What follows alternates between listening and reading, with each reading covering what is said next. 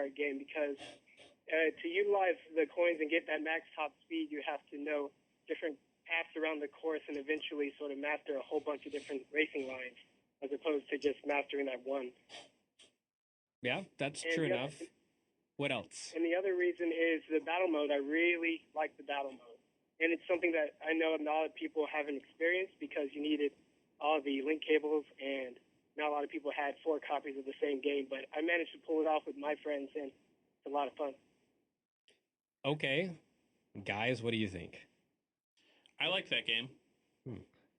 I agree. When I went back and I played it and there were coins, I was like, oh, there's coins. There's coins again. I thought it was interesting that they really went back to the Super NES style of the game because at that point, there'd only been 2 Mario Karts. There was Super Mario Kart, and then there was Mario Kart 64. So I was never a 64 fan, so I was happy they went back. I like to the dynamism of the N64 game's tracks. Like having dimensionality to the tracks made a huge difference for me, and I was really disappointed that they went back to the Mode 7 style, which was understandable because GBA. The Game Boy Advance was not exactly right. I mean, they were smart to go back to the Super NES style, but I felt like the tracks were a lot less exciting as a result. And like the Rainbow Road, that really started the tradition of Rainbow Road just being god awfully boring. It just won't stop.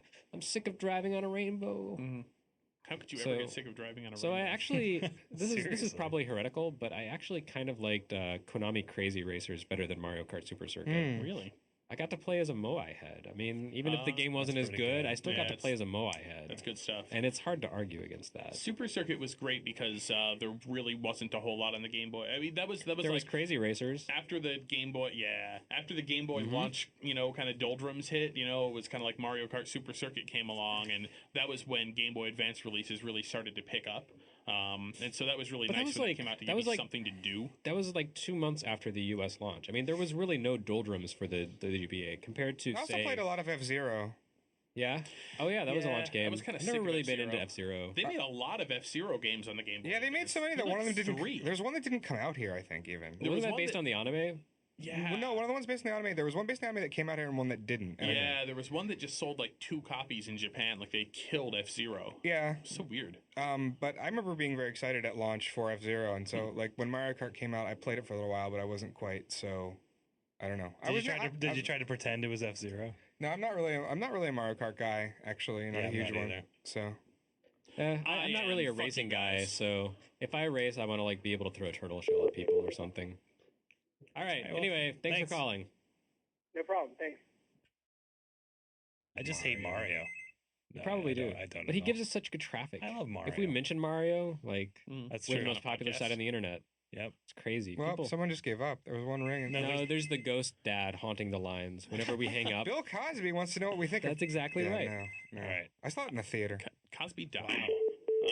No, Bill Cosby's not dead. Actually, tell him, caller. Tell him that Bill Cosby's not dead. Bill Cosby is not dead. Thank you. Who is this? I also saw Ghost Dad in the theater. You know things. Who are you? I am Josh from Saskatoon, Saskatchewan, Canada. That is the best name for a city ever. Saskatoon. Wow. So what brings you? Of, Joni Mitchell. Are you disappointed that the name of the country is so boring compared to the town and the province? What brings you to our podcast today, calling long distance as you are? I was going to give some praise for Final Fantasy Tactics Advance, if you guys haven't talked about that yet. Okay, go ahead. What? Okay. I know you guys don't like it, and I know that it's not nearly as good as Tactics for the PS1, or it's not good as Fire Emblem also on the Game Boy Advance. Or Tactics A2 on DS. I actually haven't got through that one yet. It's on the list.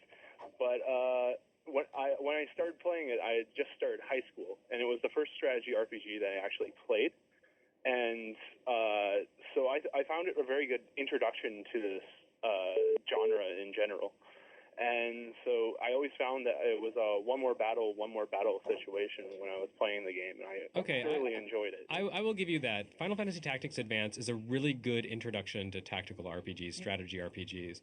But, for people who had played Final Fantasy Tactics, which maybe wasn't the target audience, it was about a bunch of children. Yeah, the GBA really was kind of oriented toward kids. If you look at a lot of games on GBA, maybe I'm overgeneralizing, think about it for a second, but it seems to me that was one of those systems where that kind of thing happened.